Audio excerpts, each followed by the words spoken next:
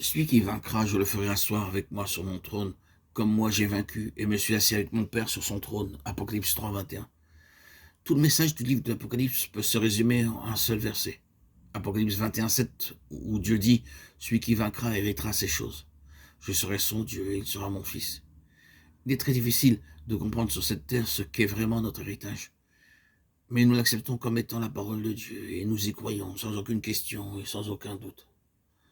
Au début de ce livre de l'Apocalypse, notre attention est attirée sur le trône. Le Seigneur Jésus répondit à toutes les questions qui assaillaient les pensées de l'apôtre à cette époque. Comment Dieu allait-il vaincre l'ennemi? Comment mènerait-il un jour chacun de nous à une position très élevée sur son trône, selon sa promesse? Remarquez bien Apocalypse 3, 21.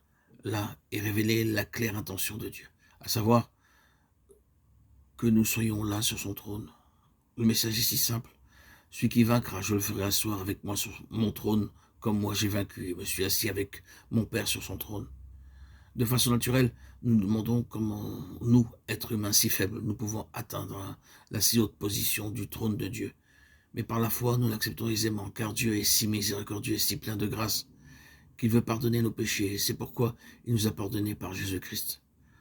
Cela devient simple lorsque nous savons que l'honneur est pour celui qui vaincra, et que ceux qui vaincront hériteront toutes choses. Apocalypse 21, 7. Car c'est Dieu qui produit en vous le vouloir et le faire selon son bon plaisir. Philippiens 2, 13. Lorsque nous nous demandons comment les hommes tels que nous peuvent-ils être élevés au point de s'asseoir sur le trône de Dieu, la réponse est les 7 esprits. Le chiffre 7 parle de perfection. Si nous permettons au Saint-Esprit de travailler en nous profondément, pleinement et librement, nous sommes automatiquement qualifiés pour nous asseoir sur le trône du Seigneur Jésus-Christ.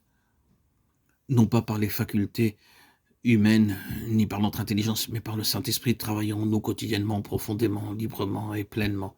Tout d'abord, comme nous l'avons déjà vu, 7 noms sont donnés au Saint-Esprit dans la Bible.